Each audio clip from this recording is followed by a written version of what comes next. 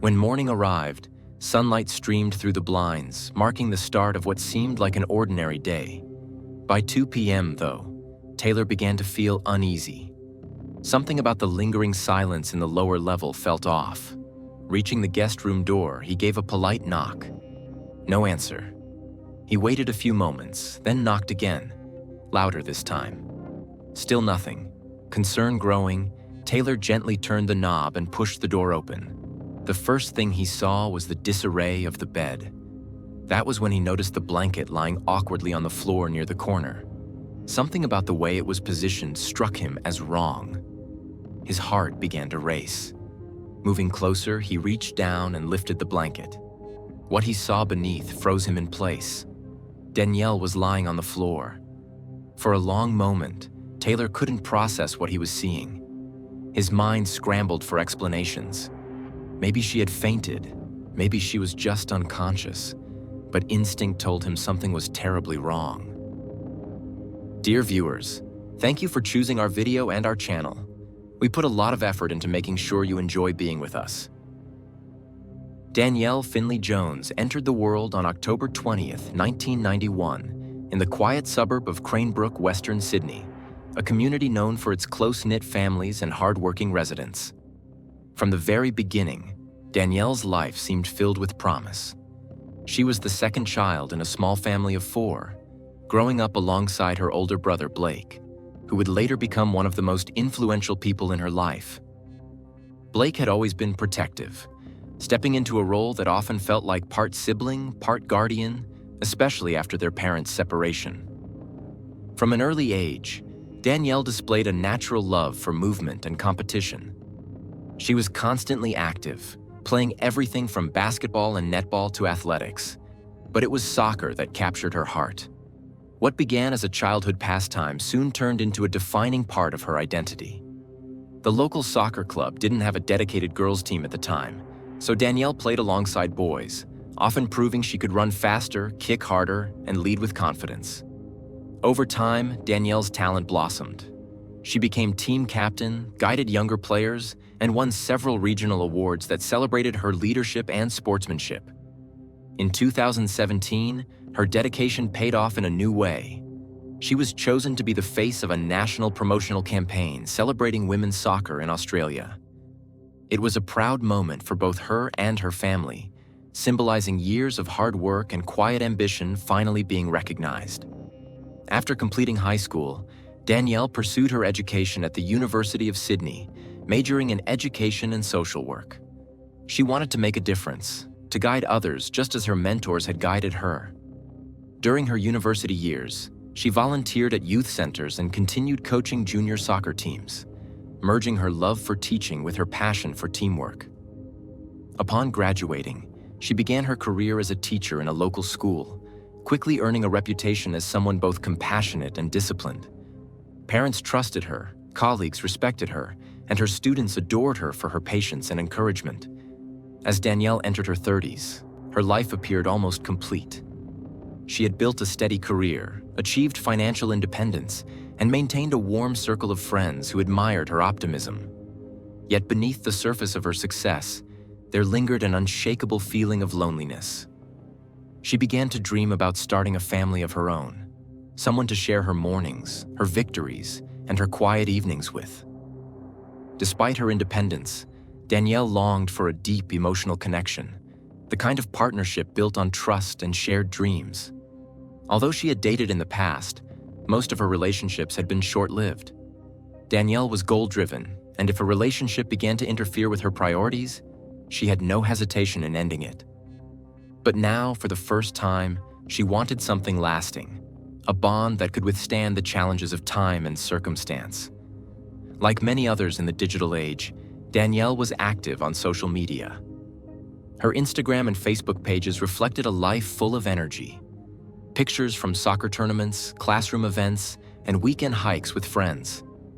She received countless messages and friendly compliments, yet she often dismissed them, unsure of people's true intentions. Encouraged by friends who had found love online, Dannielle decided to give Tinder a try. Her approach was cautious at first. She matched with a few people, chatted politely, and even went on a couple of casual dates, but nothing felt genuine. That changed the day she met Ashley Goy. Ashley was 4 years older, charismatic, and seemed genuinely interested in her life. His messages were thoughtful and engaging, filled with humor and kindness. After a week of conversation, he suggested they meet in person. Their first date went effortlessly.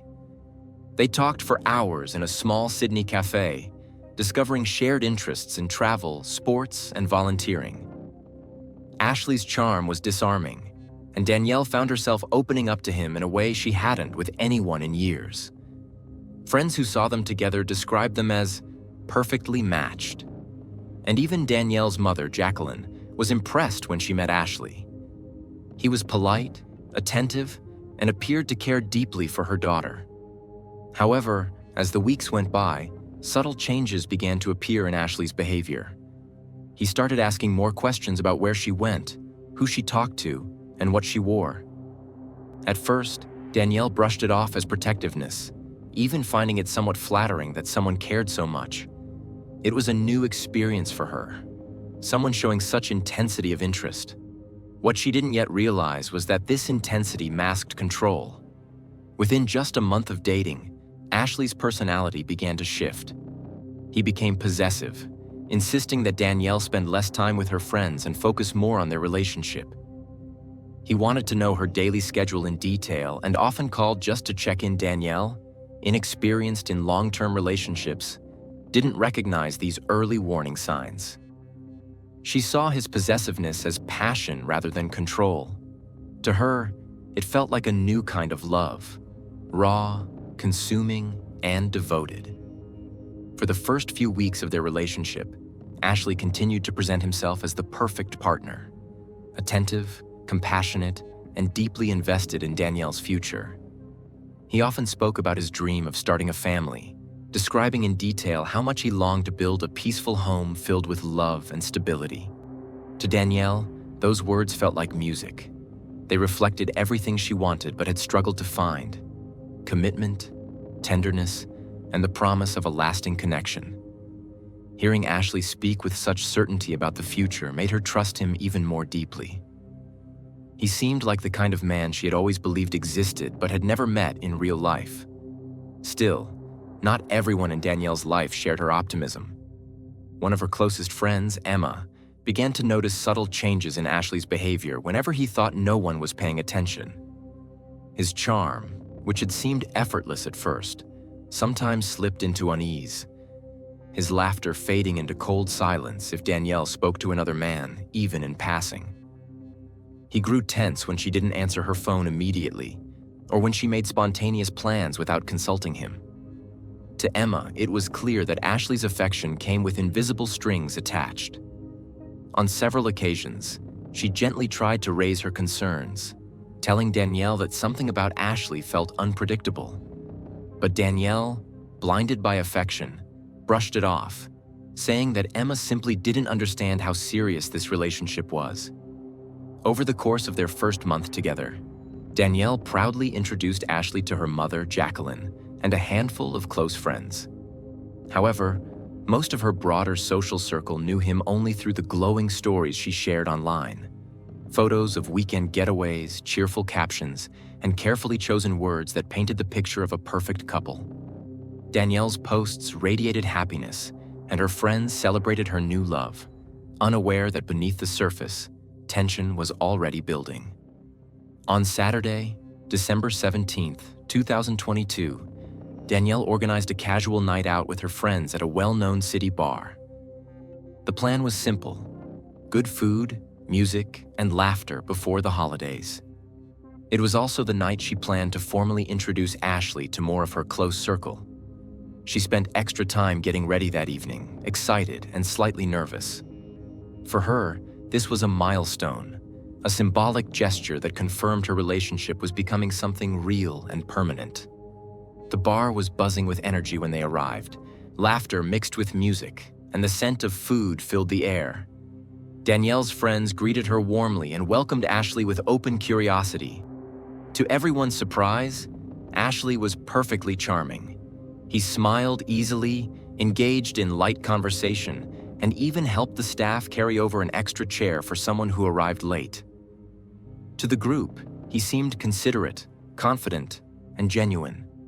Throughout the night, he and Dannielle sat close together, sharing small touches and affectionate glances that seemed to reflect deep connection.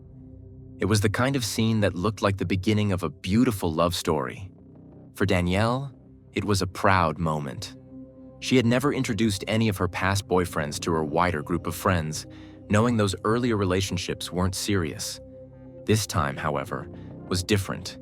She spoke of Ashley almost as if he were her future fiancé, surprising some of her friends, who exchanged looks of disbelief. Still, they respected her happiness and decided not to question it. The evening carried on with cheerful conversation, drinks, and laughter echoing above the music. Late into the night, someone from the group suggested playing a light-hearted party game. A social icebreaker involving spontaneous and sometimes provocative questions that everyone would answer in turn. It was meant to be fun and slightly mischievous, not serious. The friends laughed as each question grew more daring. It was the kind of game that encouraged openness, helping everyone relax and bond. When it came to Danielle's turn, one of her friends playfully asked, "Have you ever had a one-night encounter with a stranger?" The laughter in the group quieted instantly, waiting for her answer. Dannielle blushed, hesitated, and then gave a shy smile before admitting softly, "Yes, once, a long time ago." Her answer was honest and harmless, a simple confession shared in the spirit of fun. But in that instant, everything changed. Ashley's entire demeanor shifted. His friendly smile faded, his shoulders tensed, and a strange coldness washed over his face. Those sitting nearby noticed the change immediately. His expression hardened, and the warmth in his eyes disappeared. Without warning, he turned sharply toward Dannielle and began questioning her in a tone that startled everyone. What began as confusion quickly escalated into anger masked as disappointment. He accused her of being dishonest, saying that she had once denied having any such experiences during their early conversations. His voice rose slightly, and the easy mood of the room evaporated. At first, Dannielle thought he was joking, but as the seconds passed, it became clear that he was not. His words cut sharply, filled with judgment that made her feel both embarrassed and cornered. Her friends looked around in disbelief, unsure how to respond. It was uncomfortable, an emotional shift so sudden that it left the group frozen. Danielle's face turned pale.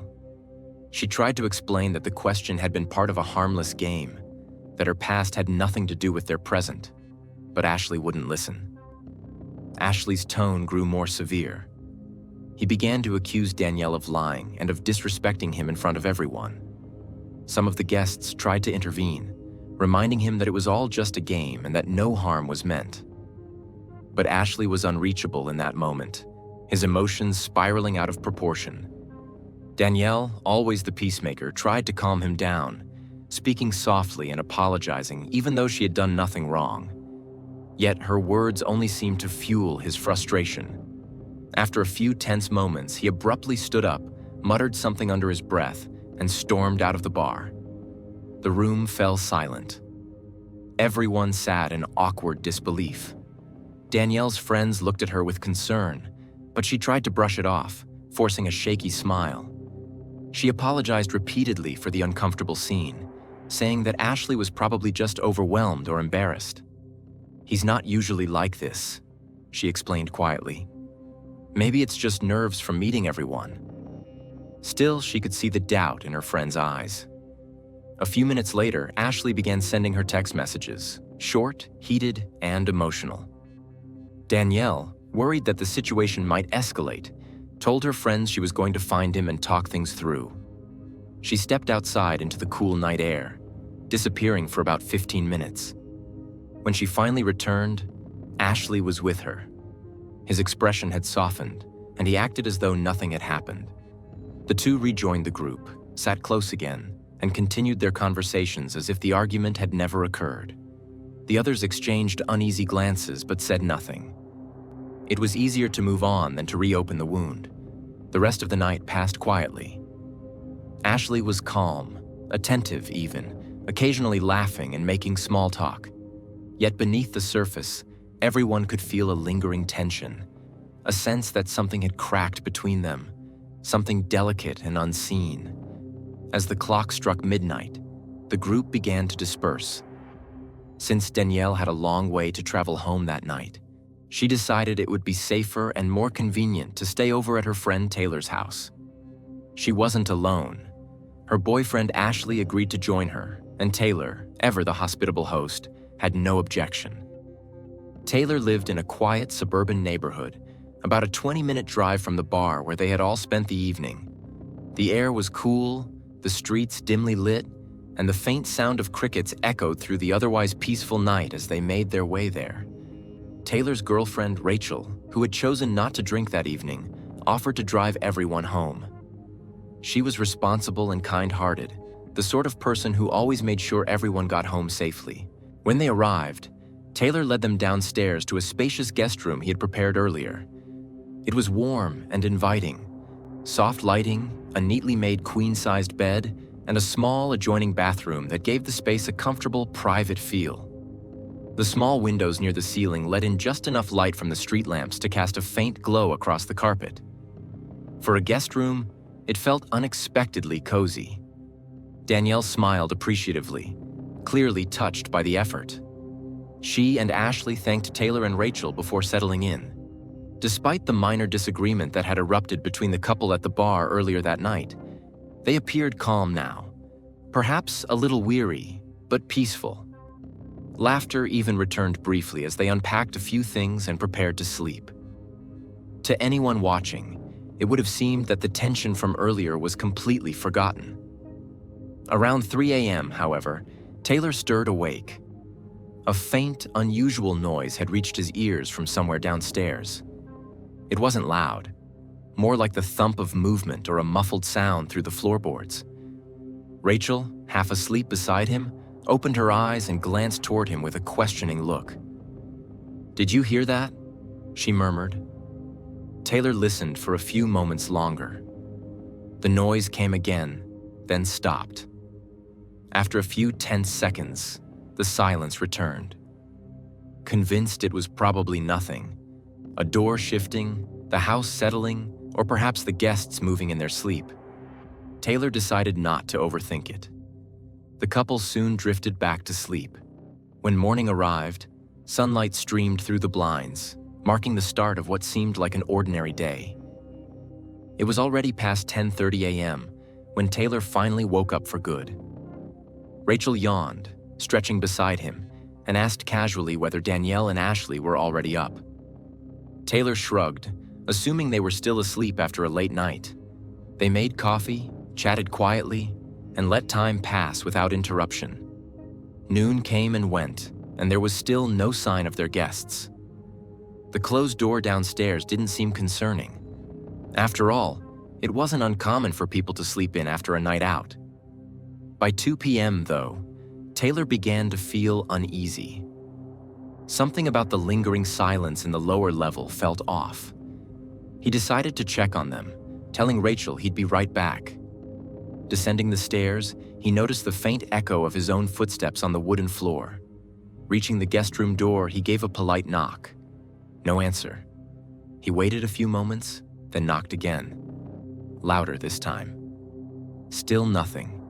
Concern growing, Taylor gently turned the knob and pushed the door open.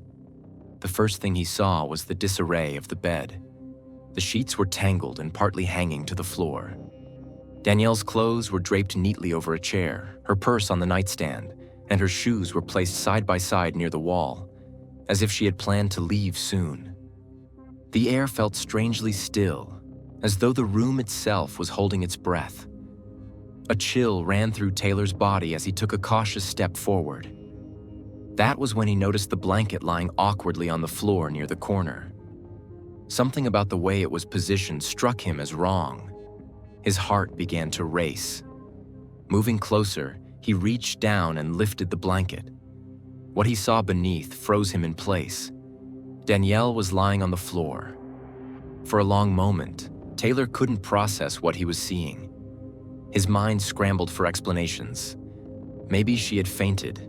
Maybe she was just unconscious, but instinct told him something was terribly wrong. He called out her name, his voice breaking the silence, but there was no response. Panic surged through him.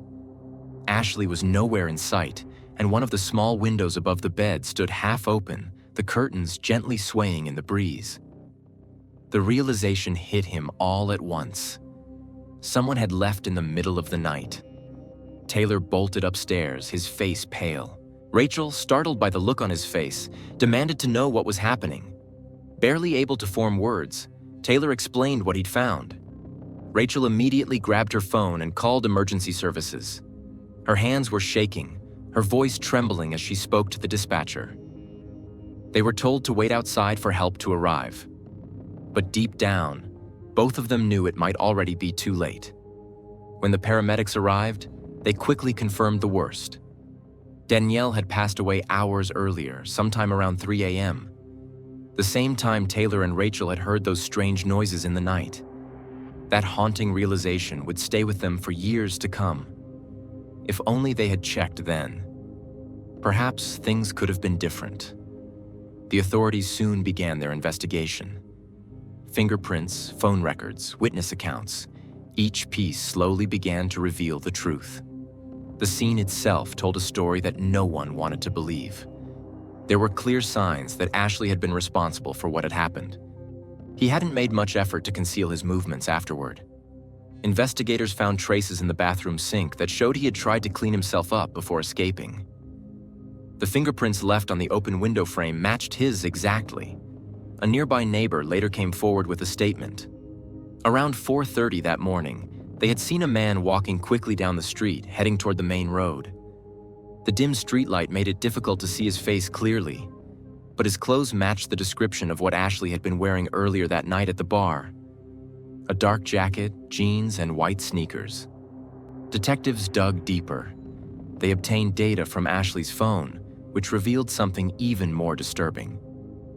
Around 4 a.m., less than an hour after the noise Taylor had heard, Ashley had called his mother. The recording of that conversation captured him in a frantic, emotional state. He was crying and repeating over and over that he hadn't done anything wrong. His words were confusing, inconsistent, as though he were arguing with himself. He claimed that someone else had entered the room and harmed Dannielle, and that he had only discovered her afterward. To investigators, it sounded less like a statement of truth and more like a desperate attempt to deny what had just occurred. What Ashley didn't realize was that his phone remained on after the call ended, allowing authorities to trace his location. Using that signal, police eventually tracked him to a remote mountainous area several hours away.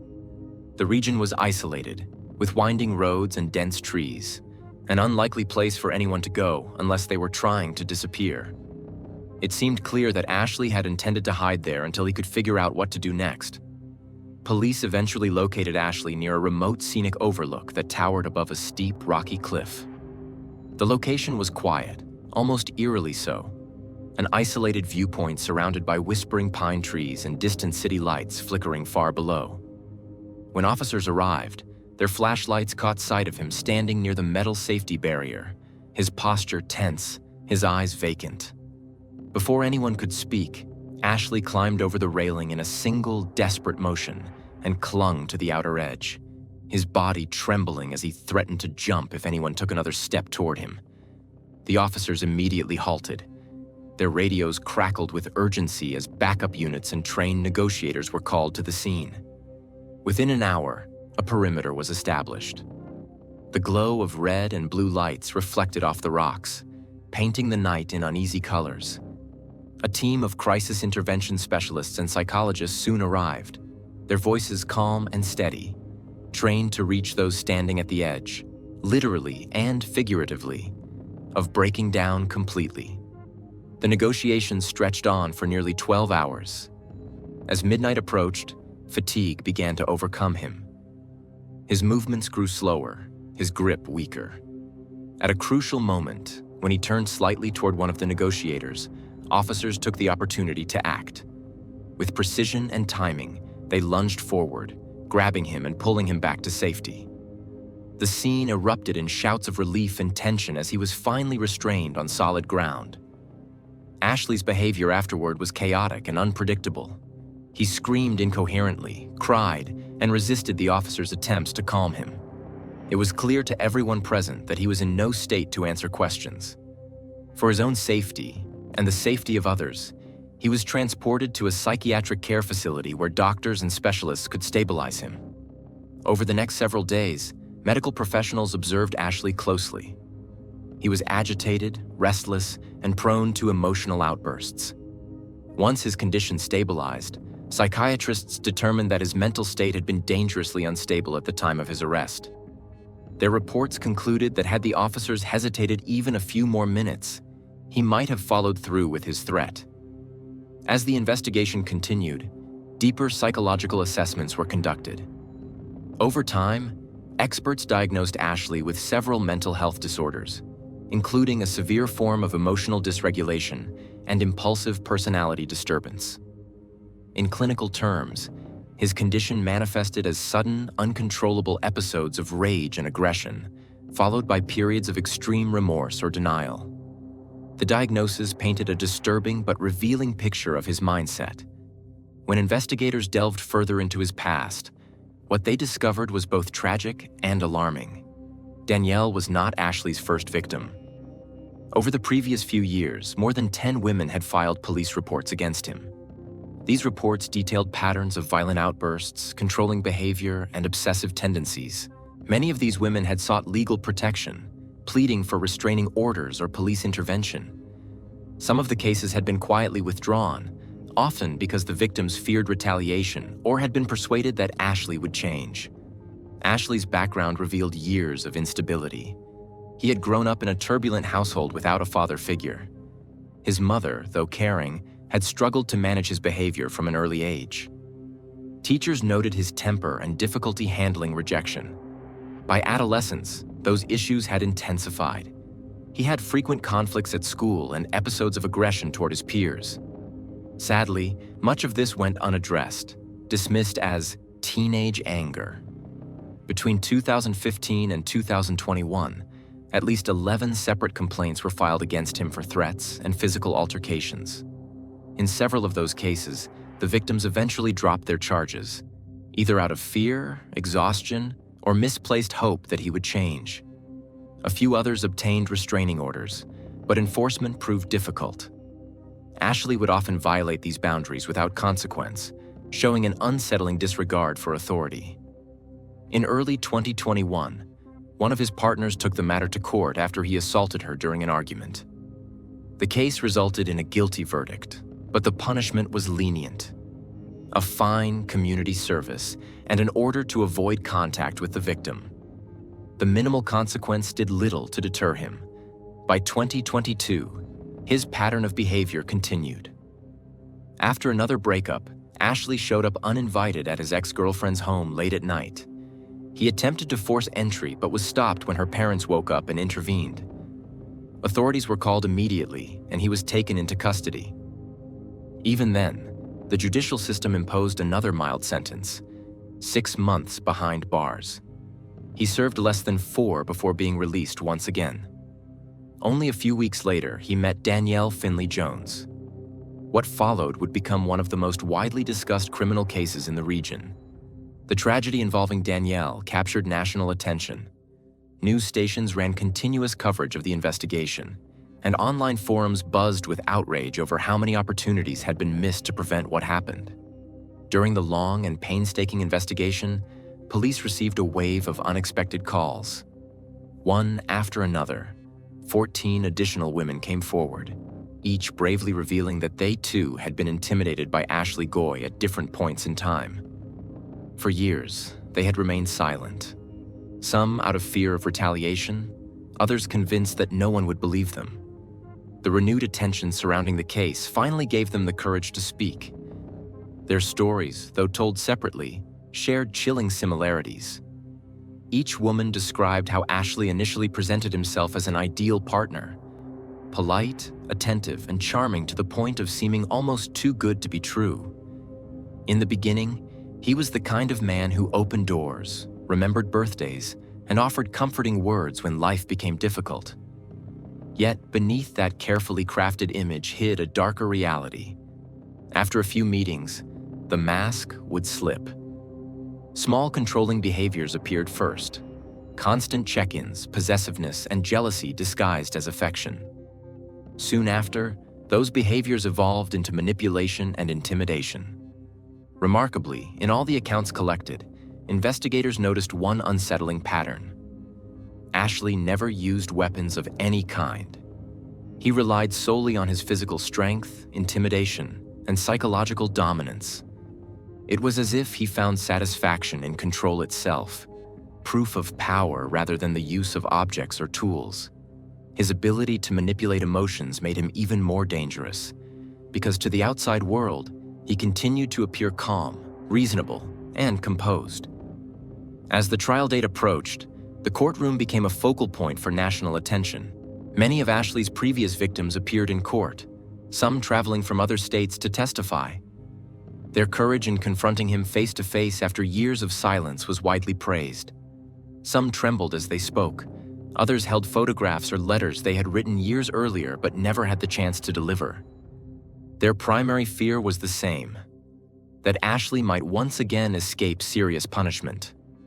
Several victims voiced concerns that the legal system, which had repeatedly failed to protect them in the past, might find yet another loophole or leniency that would allow him to walk free. They worried that if released, he would come after them again. These women had lived with anxiety for years, always looking over their shoulders, and this trial represented not only justice for Dannielle, but also closure for themselves. The courtroom atmosphere was tense. Journalists filled the benches, sketch artists captured the expressions of the witnesses, and cameras waited outside to record every update. For once, it seemed that justice would not be delayed. The evidence against Ashley was overwhelming. DNA traces, digital communications, eyewitness statements, and forensic records all pointed directly to him. Even his own contradictory accounts during questioning only deepened his guilt. Prosecutors described him as a manipulative offender who had evaded accountability for years through charm and deceit, but who now faced the consequences of his actions. Yet, just when the world expected the final chapter of this story to play out in court, a shocking twist emerged. On the morning of April 6, 2024, just days before his formal sentencing, Ashley was discovered lifeless in his prison cell. News of his death spread rapidly, igniting speculation across the country. Official reports confirmed that no prison staff had been present at the moment of the incident, and the circumstances surrounding it remained unclear. Although investigators did not immediately classify it as suspicious, questions lingered. Others suspected that tensions inside the facility may have played a role, especially after reports surfaced that he had clashed with several cellmates during his detention. Before his death, Ashley reportedly displayed no remorse.